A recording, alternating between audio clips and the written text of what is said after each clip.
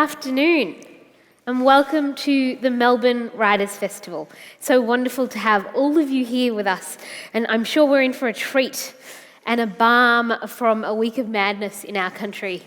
My name is Bhakthi Puvanenthiran. I'm a journalist and editor at Crikey, and today I'll be speaking to an extraordinary guest. But first, I would like to acknowledge that we are meeting today on the lands of the Kulin Nation, and I pay my respects to the elders of the Wurundjeri people, past and present. This land was never ceded, and I'm so glad we can meet here today in Naarm or Melbourne, as people have been doing for generations. Emily Nussbaum, the person we're all here for. Emily is a television critic at The New Yorker, and in that job, she has won a large and devoted international audience by giving contemporary TV the incisive, sophisticated, and entertaining criticism it deserves. She's written about The Good Wife, Girls, Mad Men, Scandal, The Leftovers, among many other shows. She previously was a writer and editor for New York Magazine, where she created The Approval Matrix. She's also written for The New York Times and Slate, among other publications, and she lives in Brooklyn, but she's here in Melbourne today. Give her a big warm welcome. Thank you.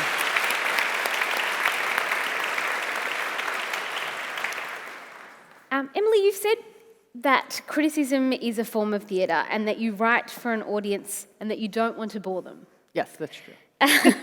What do you do? What do you do to put audiences first, and what do you think audiences want from a critic?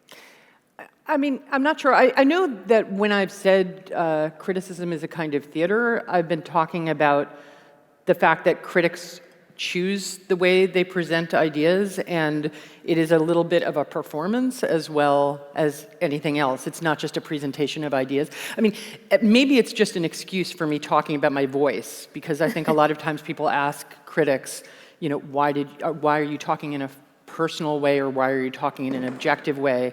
And my feeling about it is it's, people are choosing to read it as part of a conversation about the art form. It's not a ruling from on high. Mm-hmm. And so there's a vaudeville quality, I think, even to people who write very seriously about art. But if the question is, I think it's altered over time for me, but I try to be a little bit conscious of that sense of when you're writing, who are you writing to? And sometimes you're writing to somebody who is your worst enemy and trying to talk them into something or arguing with them, and sometimes you feel like you're talking to somebody who's a deep confidant. I mean, I'm always very interested in that with writers, because writers seem to have very different senses of this. Some people are just say, I'm writing only for myself. And I feel like it's pretty obvious I'm a journalist, it's being published, somebody's going to read it. One of the funny things for me about writing for The New Yorker specifically is that when I came over from New York Magazine, I had this very strong sense that my reader had changed. It's not that a lot of people don't read both magazines, but the sense that I had in writing for The New Yorker was that there was a strong proportion of my audience that was at a party with me telling me that they didn't own a television set. And so I had this awareness that I was writing simultaneously for people who were going to be extremely aggressively aware of every tiny change in the television conversation, and another set of people who were going to be just skeptical of the entire notion of writing seriously about TV. But even within those 6 or 7 years, TV itself has changed so much that I feel like even that person, while they still don't own a TV, they have a set of opinions. Well, they own a laptop, so... They own a laptop, exactly. It's very different. And I guess the topic today is culture, criticism, and television. It's very broad. And it's a grab bag of trends. The subject is thinking and feeling. Art, science, and politics. Well, it's all of those things, isn't it? One that is, I'm just putting my own interests blatantly into this question, is I've noticed the rise of the rom-com, or another rise of the rom-com, and I want to ask which are your favourites in that new genre, and what makes this generation of rom-coms different? Well, it's interesting because it does seem like, it's not that there weren't shows on television that had romantic plots or characters that people had fanhoods about. I mean, that's something that's been true since early on in TV.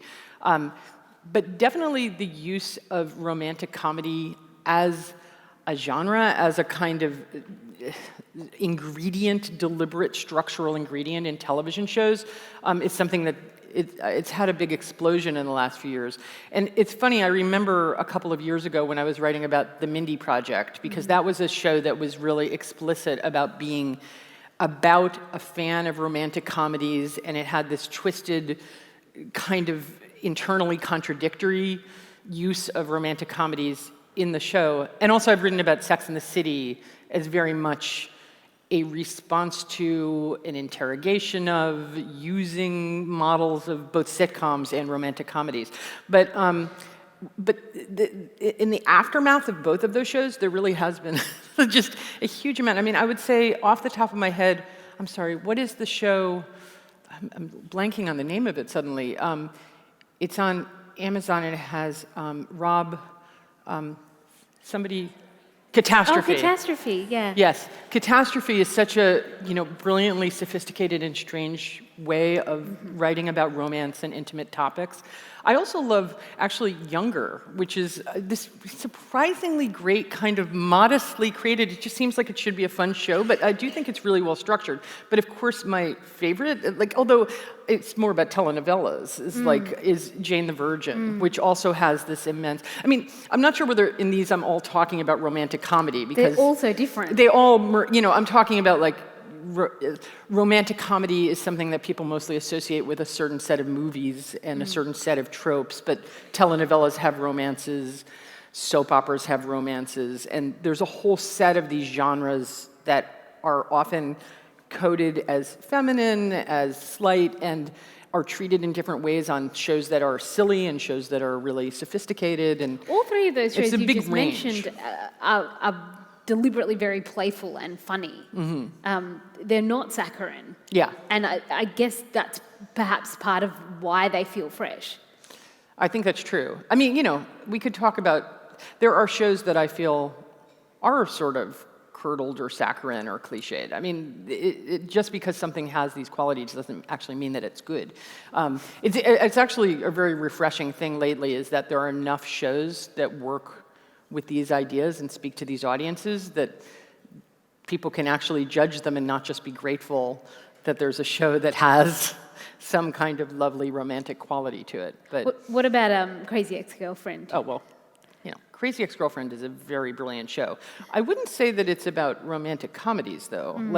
It's more of I will say that I love romantic comedies in movies to the extent that I will watch terrible movies that I know are actively bad because I have this fantasy that I need to watch all the romantic comedies in order to have the most substantive ideas about them, and I feel kind of the same way about musicals. So at the point that television started incorporating romantic comedy and musicals into it, I really felt like everything was going my way. And at this point, the musical end of it has actually trailed off. There was one year a few years ago when I was looking at TV and I was like, Glee, Smash, Treme, Bunheads was on at the time, and Nashville came out. And it was this moment that I was like, there was a huge set of shows that had active people singing and dancing or were performers, and that's kind of faded a little bit. But Crazy Ex-Girlfriend, among other things, the music itself is so good. But I mean, that's more of like an interrogation of the sort of her notion of, it's a show, I don't know if you guys have watched it, but it's a show about an incredibly screwed up woman who thinks of herself as the heroine of this very heightened kind of romantic journey. But last season she was diagnosed with, what was she diagnosed? Bipolar, right? Not bipolar. She was diagnosed with borderline. Borderline personality disorder. Yes. And then she had a whole song about it, my diagnosis. Well, that leads me to my next question, which I think a big change in the last decade and even the last couple of years is how TV shows are happy to deal with mental health in a very explicit way. Do you think we're getting better at telling those stories? I do think that. It's funny, I did a panel a few years ago on the New Yorker Festival about mental illness on TV, and we had Maria Bamford, whose show Lady Dynamite is so good and fantastic, and Maria Bamford herself has a set of mental illness issues that are dealt with on the show, not just as subject matter, but aesthetically. Like, what I find so remarkable about that show is it's not just a sort of do-gooder show about being humane about people's vulnerabilities. It's a show that really attempts to show a shattered consciousness visually with the use of colors, with the way that it's filmed. It's sliced into it's so audacious, but it's this strange tiny show that got 2 seasons, and like Crazy Ex-Girlfriend, these are kind of niche viewing. But I had, what else did I have? I had the guy from BoJack Horseman. I had the man who created You're the Worst, and which has good treatment of depression. But honestly, I could have chosen from so many shows because, and it's interesting because I've read a lot of critiques of those portrayals as well. I know there's often a criticism that basically says that for years there were sort of anti-heroic men on TV, and then they were followed by a set of crazy women. I tend to be somewhat skeptical of the idea that that's actually a problem. Like, I think it's good that there's a wide range of incredibly messed up female characters on TV. But it's true that one of the things that's gone with that is a lot of them have been, rather than be sort of rebellious and bad, they've actually been diagnosably unstable. So, starting with Homeland, I remember there was a whole train. But yeah, I mean, it's such a broad topic. Are you thinking of a specific show? Because there have been a lot of different treatments. Okay, you just started rewatching Please Like Me. Yes. Oh, well, God.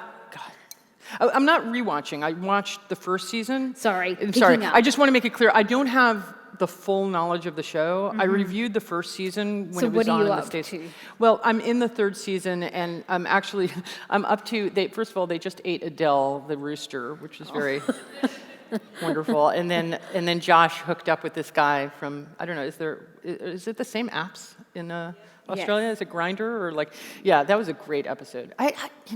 That show really is amazing. It's been such a pleasure to watch. But yeah, that show seems very much like it's part of the realm of humane treatment of people's, and Hannah Gadsby and his mother and I guess his boyfriend, although I don't know whether that's he just seems like a very anxious guy. There just seems to be such a direct correlation between that and the way that, my generation became adults in this era of TV, and the way that we talk about mental health with each other is so directly correlated to the fact that people have are diagnosed on screen. Right. I think. I think there's part of it that, and I think this is what you're saying, that is genuinely like a socially healthy thing, which is seeing portrayals of people in complicated ways that aren't pedantic, but are actually inspiring and enlightening and accurate. That's one thing that's happening on TV. And realistic. But the other thing that's happening on TV is that there are portrayals that are unrealistic, but also interesting sometimes when they're done well. I'm a big fan of American Horror Story Asylum, a show that I doubt anybody would think was actually a healthy or positive treatment of mental illness. But at the same time, I actually think, and it's it's just using a different genre. It's a horror show, but I also think it has really powerful ideas. I mean, it's a show about the marginalization of anybody who, for sexual or mental health reasons, can be seen as a social enemy. But because what it's using is, instead of a realistic language, a gruesome language of taking this one mental hospital where people were literally tortured and kind of showing the connections between the way the medical establishment, mid-century American sort of mainstream governmental institutions, the Nazis, and the Catholic Church had essentially identical treatment of mentally ill bodies that were perceived as sexually dangerous. So that's just a different kind of show. And that's not often reckoned with.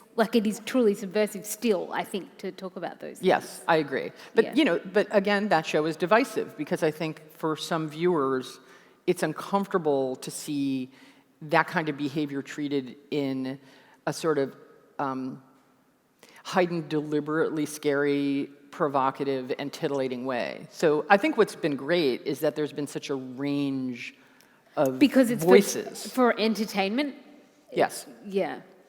Yeah, whereas, it just depends on what genre the show is, whether it's dealing with it realistically or whether it's dealing with it kind of as a sort of clay.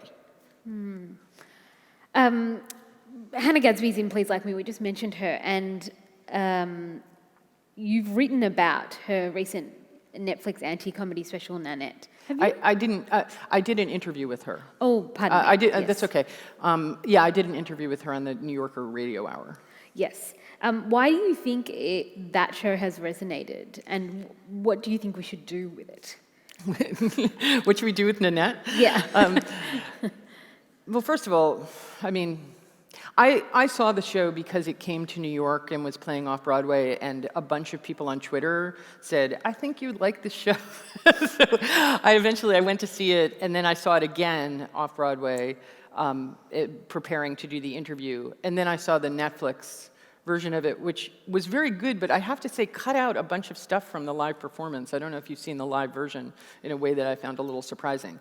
But look, there's no denying it was an unbelievably timely intervention into a year-long conversation about art, about the relationship between artists and, about separating the artist from the art, about the notion of sexual predation, about the Me Too movement. And I guess she started it before a lot of that stuff was going on. But I think the thing that I love the most about the show, and I didn't talk to her about this on the thing, is that show is a form of arts criticism. I know it's presented, and I don't know who's seen it, but it's presented as a comedy show that's a critique of comedy. Like, it's simultaneously comedy and anti-comedy, but it's also arts criticism that is critical of arts criticism. And as an arts critic, I found that part, especially after seeing it several times, I was really struck by the way that the analysis that she does of Picasso and Van Gogh is the use of art history knowledge in order to take apart these really key questions about how we think about and hero worship certain kinds of creators who do either vicious things or who are really screwed up. And these are questions that I'm struggling with myself, and I think like a lot of people have felt like the whole year has been this wave of, distress, confusion, and multiple terrible stories, and some complicated stories, and all sorts of discussions about this. So I'm still working through these issues myself, and for me, that show was this very useful kind of tool slammed on the table. So I think that was a helpful thing. But I also really wonder how people see it here versus how they see it in the States, because Hannah Gadsby, except for the handful of people who'd seen Please Like Me, is a really unfamiliar figure. So the part of the show that's a bit about being it was hard to gauge, like, what was her level of fame? Was she like Maria Bamford in Australia? Or it was actually an interesting thing to see an artist who had a pre-established reputation in another country, and then you're just sort of going blind while watching it, because part of it is about being a public figure. So anyway, that's my slightly unbaked reaction, but I really thought it was also, I think it's really brilliantly constructed and beautifully performed, and I'm extremely interested in comedy, and I like anything that does deconstructive stuff about comedy, and this show did it in a very different way. Yeah. But before I interviewed her, I went and I saw all her old comedy shows, which was interesting as well. It was good. I would maybe say she was not quite a household name, but she was certainly very well known. She had an art criticism show on the ABC, and was a kind of fixture in the comedy circuit, and on TV. So she was well known, but nothing compared to... Well, we don't have any arts critics / comedians in the United States, so that in itself was this unbelievably refreshing and cool thing. Yeah. Just out of curiosity, who's seen Nanette either on TV or in... Yeah. Wow. This is the other thing, is when I first saw it, and just before I did my interview with her, in the United States, it's now a huge sensation, and there are just a million takes written on it. To the point that at this point, some people are being critical of it, which seems to me to be healthy, because there was a real problem to me about, I thought it was fantastic, I love her, I thought it was important, but it was an argument, and so I wanted people to argue back at it, and they are, which I think is great. But when I first Which saw it, people I are being thought it was like a reluctant to. niche thing, and now it's like a worldwide phenomenon, and I wonder how that is for her. I mean, it's a really interesting, she was on Jimmy Fallon in the States, and I was like, this is really different than when I saw it at this little theater, so. Well, she has written about that she's kind of gone into a hermitage as a result, and she doesn't take the calls. I think, I mean, this isn't only about her, but I just think anybody who has that kind of shooting star quality, I think whether you're a person who's vulnerable and sensitive in the way that she is, or whether you're sort of a madcap, attention-seeking extrovert, like myself. No, I'm just. I think that kind of thing it's like having radiation poured on you. So, I want her to have all the best things happen. And I do want people to be critical of it. I still think there's a resistance here to be critical of it. For example, I think it was more of a lecture than a comedy show. Did you find it pedantic? No, as in I don't think it was comedy. as funny in the build-up that I was expecting. Well, I found it funnier in the live show than I did as a Netflix show, because when in the live show she explains why it's called Nanette, and in the Netflix show she doesn't explain that, which is very strange to me. But I didn't have any problem with that because I loved the part of it where it made you feel incredibly conscious of your body the entire time you were watching it because of this discussion of tension. I mean, the self-consciousness about the relationship of the audience to comedy and to many different kinds of art forms is really fascinating to me. So I did find it funny. I mean, it's strange. It was interesting seeing the Netflix version because she's doing it before, I guess, was she doing it at the Fringe? Sydney Opera House. At the Sydney Opera.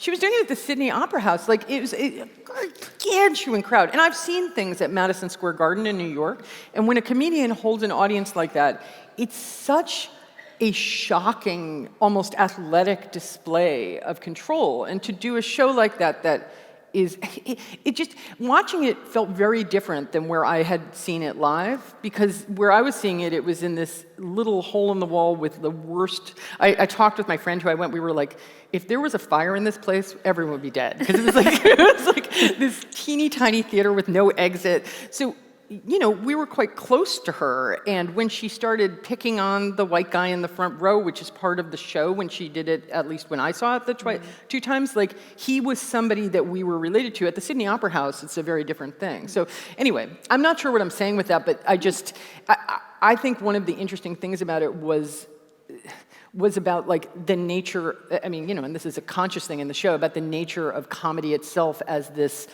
kind of, erotic, strange, violent kind of give and take with the audience. And so if you found something funny, you immediately became self-conscious of finding it funny. Right. And so that worked for me. I didn't find that to be a problem. I thought that was a feature, not a bug. Yeah. But, the stuff that resonated for me was the rage and the sorrow. Yeah. As it did for, I guess, most people that enjoyed it. And that the display of rage and sorrow in such an unabashed way in the wake of Me Too, which is, I think, lost in the way that news coverage is just not capable of incorporating spontaneous emotion and uncontrolled emotion that makes people feel uncomfortable. Yeah, I mean, that's definitely true of news. Yeah, I'm thinking about that. Yeah, I agree. I think that part, but it's both the effectiveness of the show and part of the trick of the show is that there's a sense in which in the last third she deliberately drops the thing of making you feel comfortable by shading back and forth. The other thing was I really did think it was spectacularly well performed and structured, because I've seen other deconstructive comedy shows, experimental presentations of feminist anger, parodies of experimental expressions of feminist anger, and this was a much more effective one than some of the other ones that I've seen. So, well, yeah, speaking of parody, obviously Me Too's had a tangible effect on many TV shows, but I read what you wrote about Kimmy Schmidt. Yeah. And I guess the fact that it wasn't self-aware enough. Oh, no, sorry, you didn't write it, you tweeted. I think was I talking?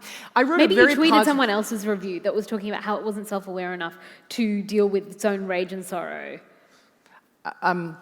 I've written about. I'm sorry. No, it's possible that I did. I mean, I'm very interested in writing on Kimmy Schmidt. I'm a big Tina Fey person, and the first season of that show I thought was really great. And I wrote a review that was essentially about how one of the fascinating things about the show, and this is far predating any of the Weinstein stuff or anything like that. But one of the things about that show is that it's about somebody who was clearly sexually assaulted and tortured, but it's a comedy that is a child-like comedy and uses these bright colors and these forms of sitcom language to talk about trauma. And I thought that was very effective in the first season. I think the second and third seasons were often very funny in the way that Tina Fey shows have amazing jokes in them, but they were less effective at sort of but they had some fantastic sex. Look, I watched every season of that show. Anything Tina Fey makes, and with Roderick Carlock, I'm going to watch. And I love the lead person in that. I didn't write that, and I actually think I basically wrote the opposite of that. So this person was saying, no, I think, but I might have retweeted, because I often retweet things I disagree with. Yeah. But so this person was saying that show basically buried the trauma that it was about. Yes. Which is sort of Hannah Gadsby's argument for the problem with jokes. Well, this is the point at which I, by nature, very sympathetic with Hannah Gadsby's argument, and actually both shaken, provoked, and kind of changed by her argument. I like that about the show. To me, that is the method of the show, and that's what makes the show powerful. I like different kinds of shows. I like some shows that have very uncontrolled emotions, and I'm trying to think of a show that is a show that has... Why? Is it because that is... it works in the structure, or is it because it reflects reality in the way people ignore their trauma? I think it's because it's artistically interesting. And there's another reason also. When I wrote about Kimmy Schmidt, I was very interested in the way that it turned really terrible stories, not just stories about sexual assault, but stories about little girls being kidnapped and kept in underground bunkers. It's based pretty clearly on a set of stories. I'm blanking on names of people, but the young Mormon girl who was kidnapped out of her window and kept by this insane priest. There's another case in New Jersey where a girl was literally kept underground, in a bunker. That's what that show's about. It doesn't look that way. You could probably show that show to, tweens, and it would not appear that way. But that's what the show's about. And there's this horrible case that happened in Cleveland where this guy had kidnapped these 3 girls and literally kept them in his house for maybe 10 years. And, they had children by him. It was horrible. I read the memoir by one of those girls, and she sounds exactly like Kimmy Schmidt. It's amazing. Her survival, and everybody survives horrible things in different ways. She is interested in pink and glitter. She loves old TV. She loves Celine Dion. It is the most moving and interesting book. It is really powerful. And I actually saw a video of her online. I'm sorry, it makes me feel very emotional because it was really great. It was a kind of a strange thing. I was just writing the column. I was trying to make sure I understood the stories that it was based on so that I could make some kind of judgment about how it had transformed these into what essentially in many ways feels like a kind of a Disney Channel version of reality. But I felt, especially after reading that memoir, that I was like, this is an expression of one way of dealing with trauma, which is that and frankly, this is not untrue of several different people who've been through these situations where they're like, look, I've been through the absolute worst thing in the world. I am going to enjoy my life. I'm going to do everything that I can. Obviously, not everybody reacts that way, but some people do.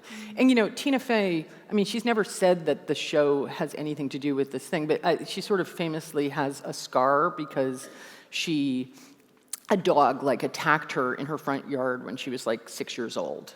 And she has the scar, and she used to never talk about where the scar came from. And there's a line in the show that says, they're basically saying, well, you should be grief-stricken, you should feel terrible all the time. And Kimmy's basically like, the worst thing in the world already happened, and it happened in my own front yard. And I'm not saying that it's a memoirish thing about Tina Fey's experience with her scar, but I think that there is a universality to that particular idea that just because something horrible happens to you, that your whole life is defined by it and you're going to be in mourning. And the good parts of that show, because there's stuff I would criticize about it, are about the way in which it kind of celebrates that notion of resilience, and part of it is through pop culture. Like, that show references things like that. But, there are shows that do the opposite that I'd probably say were artistically good, too. So it's not like I'm saying that's how trauma should be dealt with. Like, you should make really hard mathematical jokes. No. I mean, Please Like Me has a completely different approach, for instance, to... Right. Like, it speaks a different language of humor. But they're both half-hour comedies? Sitcoms. Yeah. So, I mean, to me, that's the exciting thing right now about the way these themes are dealt with on TV, is that there's this expansion of voice and this use of humor that isn't just one thing. Like, it's not just an on and off switch. Make a joke about it, don't make a joke about it. But, I mean, has anyone interviewed Hannah Gadsby about the comedy of Please Like Me in this way? Like, does it...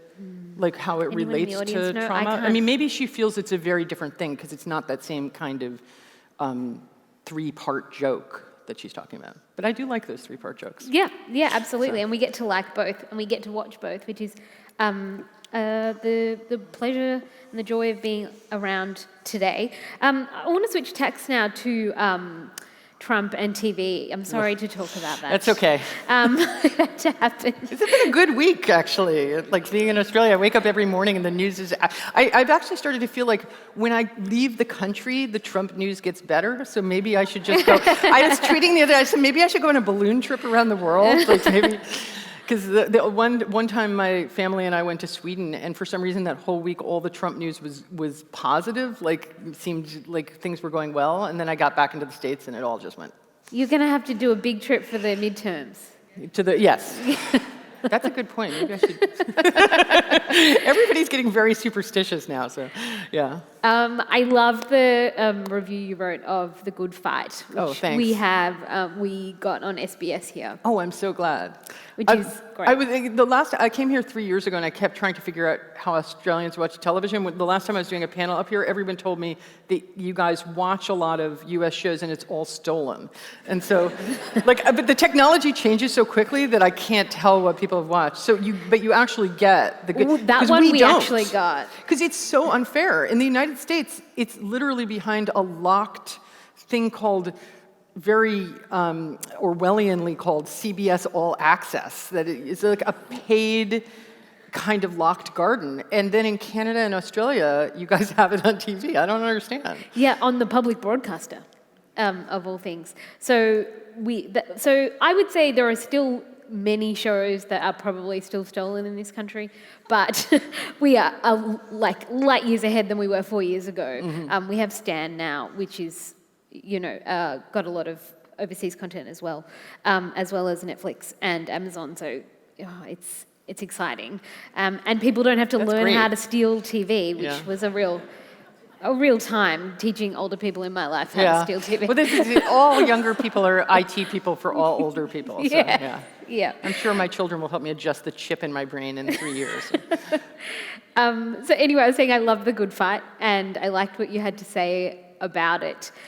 Do you think that it's kind of a maturing of The Good Wife? Do you think that The Good Wife had to happen for this show to have happened? I actually think the shows are equally good. What I think is very interesting is, what was it called, Brain Dead?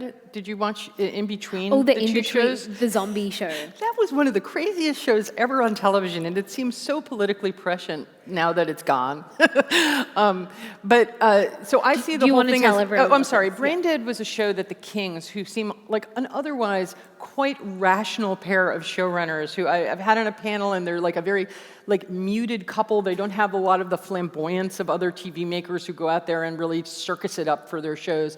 And yet they created a show that was basically 10 episodes that was a strange, comedic, furiously angry sci-fi zombie thing in which everyone in Washington, D.C. had their brains literally invaded by bugs that crawled into their ears and made them extremely, basically like furthest to the left and the right that they could possibly be, to the point that they couldn't speak to one another. And then it turned out that it was all a conspiracy of aliens.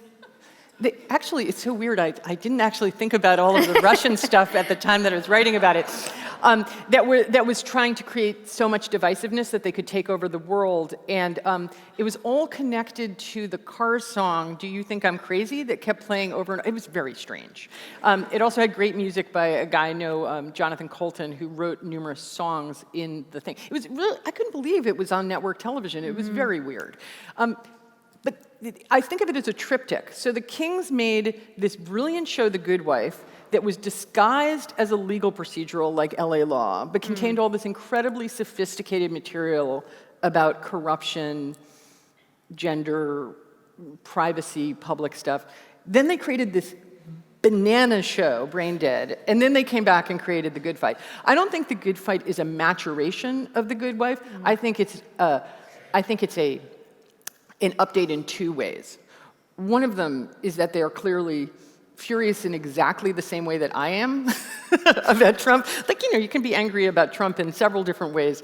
Diane on that show, Diane Larkhart's responses, are to me, I just felt like this very close feeling to her way of feeling. It's like she basically spent the season microdosing LSD to try to cope with it. And then they had all these surreal things she would see on cable news, and she'd be like, is it real? Is it not real? I mean, they sort of added more surreality to the show. The other thing is that the show really dealt with the race issues that were actually the one thing on the original The Good Wife that it wasn't as though the show didn't try to wrestle with race. They actually did. I mean, it was an Obama-era show set in Chicago, but it was the most prominent black character was a drug dealer, though. Well, there are drug dealers in Chicago. It made sense that they'd be representing that guy. But the problem was not that his character, although it was very frustrating, because I agree, there are a lot of criticisms I'd made of that plot. Not that he was a major drug dealer, because it was actually an interesting situation where Diane, I'm sorry, we're going deep down the rabbit hole of high specific things on The Good Wife. But they had actually a very, very good plot on the show about how the politician character who was the main character's husband had fired numerous African-American employees, one after the other, each for a reason that seemed rational at the time. And then he was accused of systemic racial bias, which was totally accurate. And it was actually the only time I've ever seen a television show deal with what could be seen as unconscious racial bias, but didn't matter because the system basically excluded black and brown people from that world. I asked, I'm sorry, I always forget the King's first name, but I asked... Michelle and Robert, right? Robert, yeah. I asked Robert King on a panel where that plot came from, and he said, it has nothing to do with politics, it came from TV. He's like, we had a largely white writer's room. I've worked in TV for a long time. And the question is, why are writer's rooms not diverse? People don't think they're racist. They think they're hiring in a rational way. And just over and over again, you end up with an all-white room. So I thought that was great. When they made The Good Fight, they basically did a structural move. They made it a black law firm.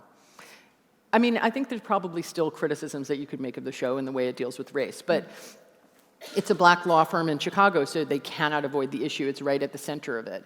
And yet, it's not part of every plot. It's just that there's a ton of black characters. I mean, it's interesting because the show is very rarely written about when people talk about the increase in racial diversity on TV, even though that's literally what the show is about. It's interesting. It's both visible and invisible.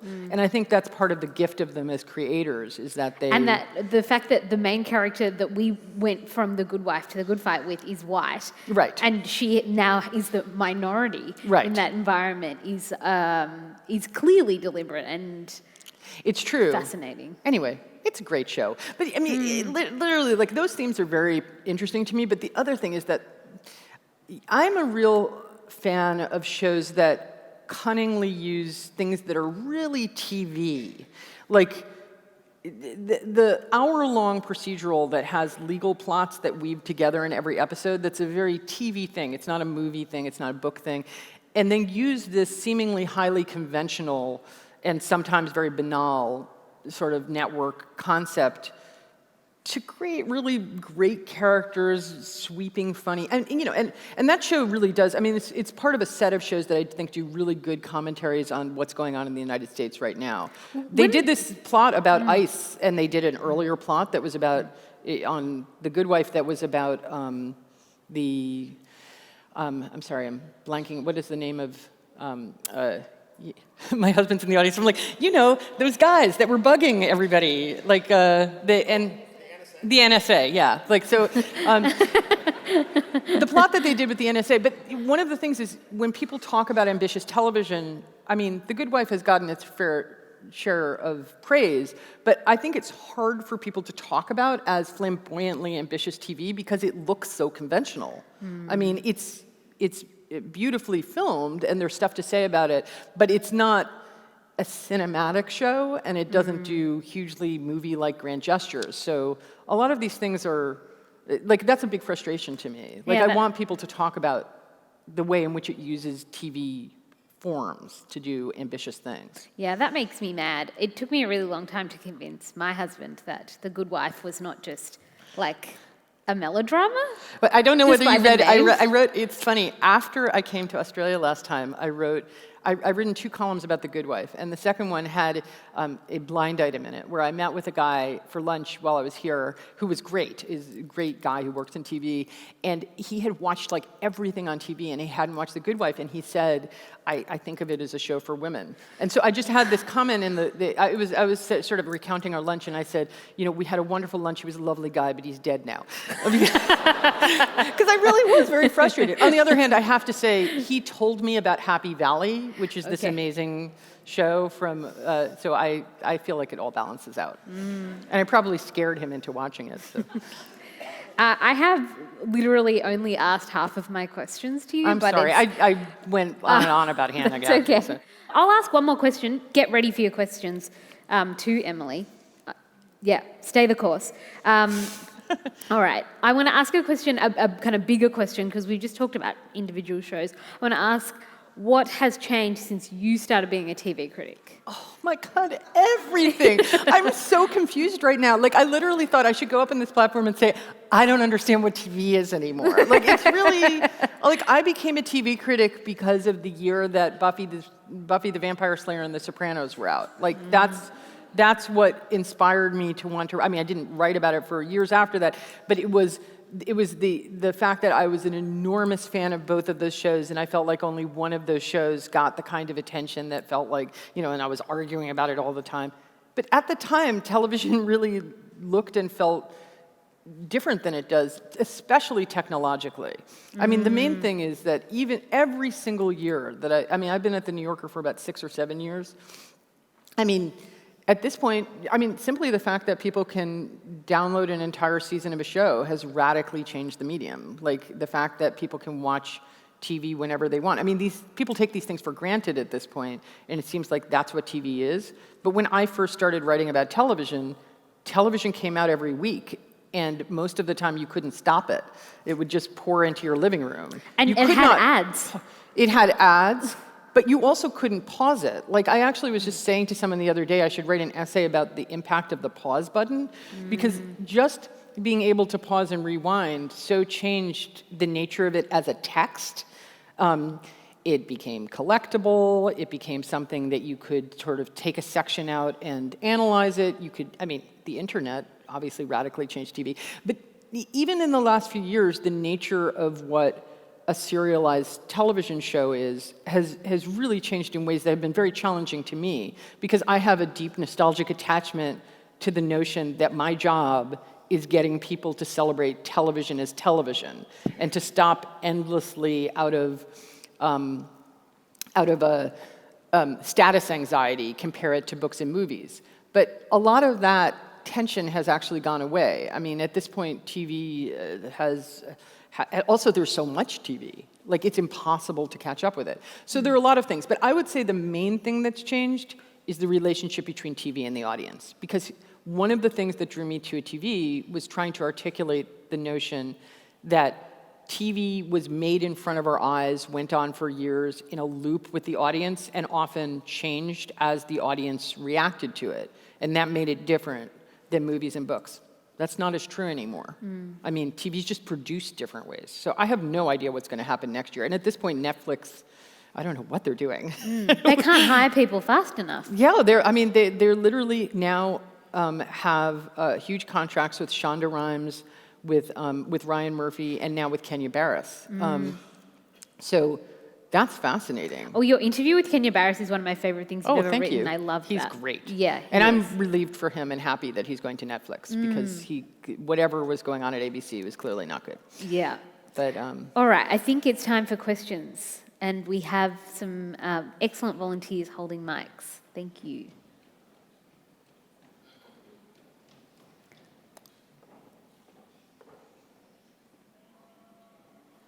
Hello. I was hoping you could diagnose a phenomenon I've noticed because there's so many good TV programs on now, but I find that I get suckered into shows that I'll watch for quite a few episodes and then go, I don't even like this or the subject matter, but the production values, the writing, the acting is so good. Like I watched Stranger Things for a while and then I went, I don't even like this. But I just find that I get trapped into shows now because everything's such high quality. So I just wondered if you could diagnose it, please. Well, first of all, I'm familiar with this phenomenon. It's actually even more of a problem if you're a television critic. Because my job at this point really is triage. It's very difficult. I was relieved a few years ago when the numbers came out that showed how much of an exponential increase there'd been.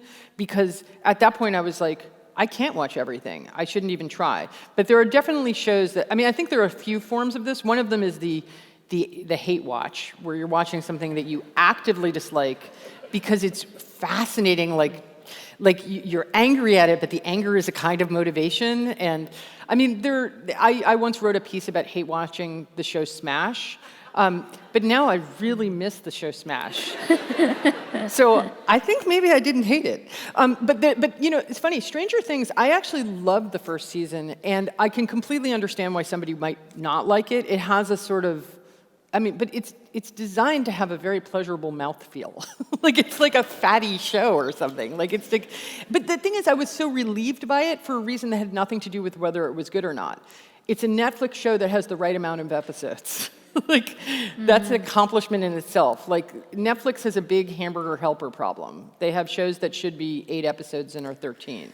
But I hated the second season of Stranger Things, and I'm angry that I watched it. So I don't know how people... I used to have a rule that basically said nobody has to watch any show past 3 episodes, even if it's a great show, because some great shows require 3 episodes, but I think it is indecent for television critics to say, it gets good at the 6th episode. It's too much. Yes, I just wanted to, if you could comment on the concept that as we've gone through this new golden age of TV, it has coincided for many, many reasons with this incredible build-up of writing about television, about commenting on television. How has that affected what we're seeing now? Well, I think it's been an enormous blessing that I was but it's also the reason I was writing about TV, that the expansion of TV has coincided with the expansion of conversation online, especially. There's been a lot of great writing about television, but a lot of the great writing about television, there are a bunch of excellent television critics, some of whom I'm friendly with. It's a big community. People really like to debate and talk. But I was not inspired by television critics that I was reading growing up. I was inspired by the website Television Without Pity. Because when Television Without Pity was around the turn of the century, it was basically, it was an enormous clearinghouse for conversation about TV. And everybody was anonymous, and there were threads for every major show. So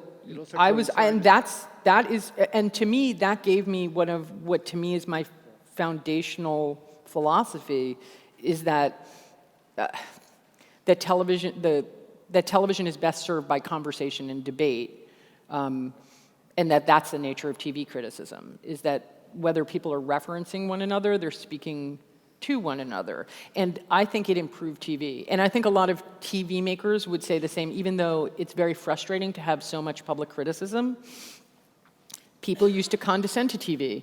If TV did anything even vaguely ambitious, everybody would pat it on the head and say, how impressive, you're a horrible art form, you're much more of just a commercial landscape, and you can't do it. So at the point that people started having high standards for TV and writing enormous threads about how angry they were initially that Dawson's Creek wasn't better, like, I think that helped. But also it changed how dense TV could be, because actually David Simon, when he was making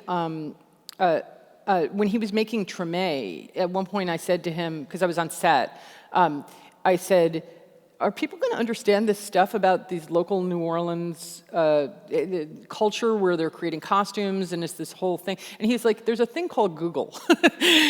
Basically, like, rightly or wrongly, he felt like he could include stuff in the show that wasn't immediately comprehensible, because people would talk about it and work it out themselves. And that's true.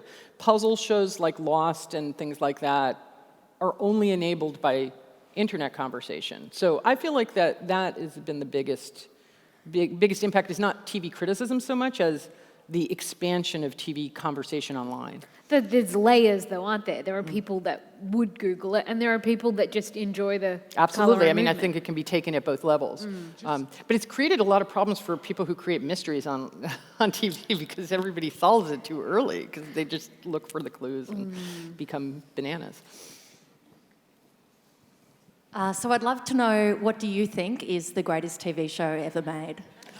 Everybody always asks this, and I've literally every year write a piece about how I hate writing top 10 lists and refuse to rate things. But I've just decided to say Slings and Arrows, because I think it's a Canadian television show. I think it's my favorite television show. So I've decided to say that that's the best. And, you know, it's a great show. Could you repeat it? I will tell you what it is. It's Slings and Arrows. It's a Canadian television show. There are 3 seasons of it. It's a unique combination of drama and comedy and surreality and realism. And it is one of my favorite things, which is that it's a backstage drama. It's set at the Stratford Shakespeare Festival in Canada, which, whether or not you're interested in Canada or in Shakespeare, makes it sound boring, but it's actually incredibly interesting. And it's basically about this middle-aged couple, this mentally ill, somewhat depressive but brilliant director, and his vain and narcissistic but kind of wonderful actress partner. But it has great, I mean, it's just great. Each season features 2 different shows being produced. The first one, I think, is Hamlet, then Macbeth, then Lear. But it's great. I mean, nothing I could do to describe it would explain why it's great. It still holds up. It's from a few years ago. And one of the nicer things about it is all 3 seasons, I think there was only like 6 to 8 episodes each season. This is also a recommendation. So that's what I answer now. But look, you know, I have a whole list of, try to remind myself of the shows that are on my mind, and I could just have said The Leftovers, or I don't know. There's a ton of shows I love. I think we got maybe time for one more. Hi, Emily. Hey. You, from the perspective of other writers, you have this utter privilege of only having to write 1 piece a fortnight. But that kind of runs counter to the fact that peak TV leads to peak TV criticism. So what are some of the cons of only writing 1 piece a fortnight when there's so many great shows you want to be covering? There are no cons. I mean, I could say the con was that I don't get to write about every single show, but I don't think that's a con. I don't know. I'm incredibly impressed by people who are able to produce very quick, substantive, smart, voicey responses to every show that's out there. But I am a mid-level writer in that way. Like, I don't require, obviously I write a column and I write quickly enough to respond to things, but I'm a 3-draft writer, and I like to be able to write something and then think about it and rewrite it, and I can do that at this schedule. And I love writing longer essays that take a few weeks to do as well. But yeah, it's a crazy thing about, for a lot of TV writers online especially, the demand to produce, at a blog pace. I mean, maybe it's my age or something, or the fact that I was not trained at newspapers, but that's not, it's good to me. And also you have Twitter, so if you have Yeah. a burning need to Yeah. say something. That's definitely true. I mean, I use Twitter a lot of times to both brainstorm and also to comment on shows that I know I'm not going to have time to write about. I mean, this has been a particularly difficult year in terms of missing the opportunity to write about shows that really do deserve attention. And I used to have this model where I had this idea when I started at the magazine where I thought, I'll try to go back and forth each week, comedy to drama, big show everybody's talking about, little gem I want to draw attention to, and every 4 or 5 weeks at least, a negative review or a mixed review, because you don't want to be just praising things. You want to be engaging with stuff in a critical way. That's completely gone by the wayside. At this point, I'm just like, I just need to find something I'm interested in that I can write about in a substantive way.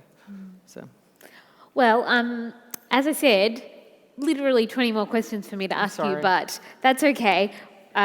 We are out of time, but I'm sure we're all more than grateful for Emily's insights today. Thank you so much, Emily. Let's give her a big round of applause.